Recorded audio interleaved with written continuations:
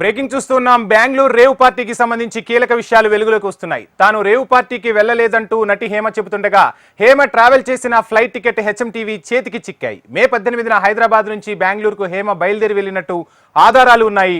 గత శనివారం మధ్యాహ్నం 1:55 శంషాబాద్ నుంచి బెంగళూరుకు ఇండిగో 6E6305 విమానంలో పయనమయ్యారు నటి హేమ.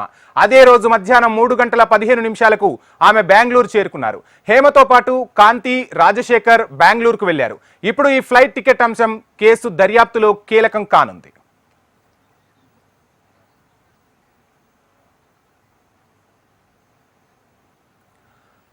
బెంగళూరు రేవ్ పార్టీకి సంబంధించి కీలక విషయాలు వెలుగులోకి వస్తున్నాయి. తాను రేవ్ పార్టీకి వెళ్లలేదంటూ నటి హేమ చెబుతుండగా హేమ ట్రావెల్ చేసిన ఫ్లైట్ టికెట్ హెచ్ఎంటీవీ చేతికి చిక్కింది.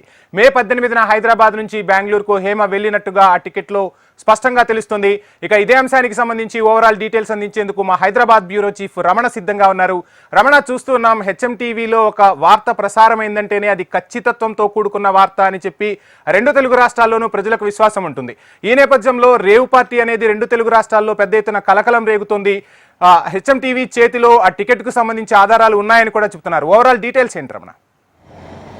వంశీ, అంటే ముందు ఈ కేసు ఏదైతే ఎలక్ట్రానిక్ సిటీ సంబంధించిన పోలీసుల ఆధ్వర్యంలో ఉండింది, ఆ తర్వాత కేసును బెంగళూరు సిటీ క్రైమ్ పోలీసులకు ఈ కేసును బదలాయించారు. దాంతో వారు దర్యాప్తును ముమ్మరం చేస్తున్న సందర్భంలో విస్తుపోయే విషయాలైతే వెలుగు చూస్తున్నాయి. మీరు అన్నట్టుగా హేమ సంబంధించి అయితే ముందు నుంచి కూడా తన ఒక వీడియో కూడా విడుదల చేశారు. తను అసలు ఈ రేవ్ పార్టీకి వెళ్ళలేదు, తన ఫామ్ హౌస్లోనే తను చిల్ అవుతున్నాను అనేటువంటి కామెంట్స్ చేశారు.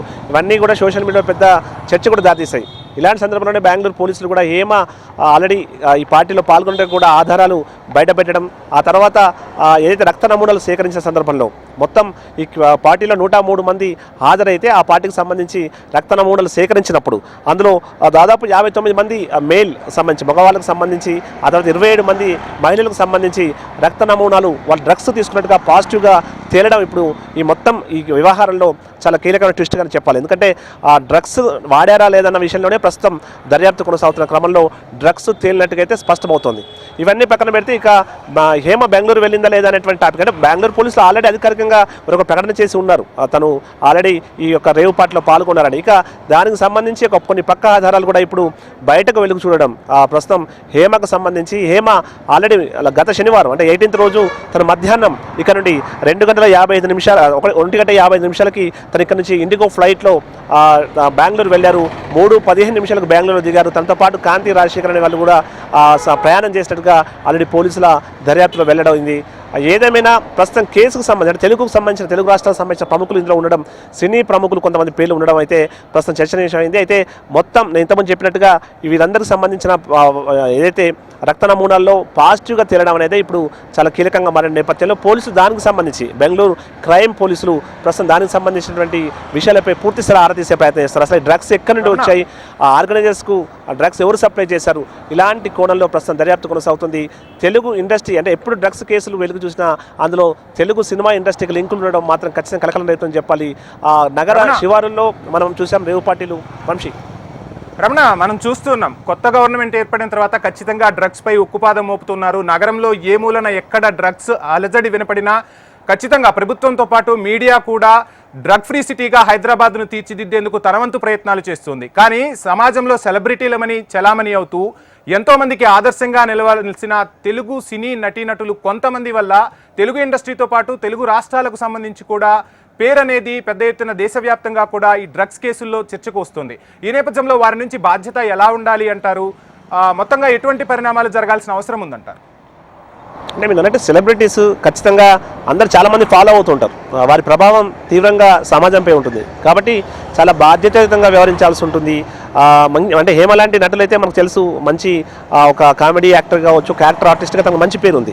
ఇలాంటి వారు వరుసగా ఇలాంటి వివాదాల్లో అయితే గతంలో కూడా తనకు సంబంధించిన పేరు ఇటు తెలుగు సంబంధించిన డ్రగ్స్ ఇండస్ట్రీకి సంబంధించిన వ్యవహారం, డ్రగ్స్కి సంబంధించిన వ్యవహారంలో వెలుగు చూసింది.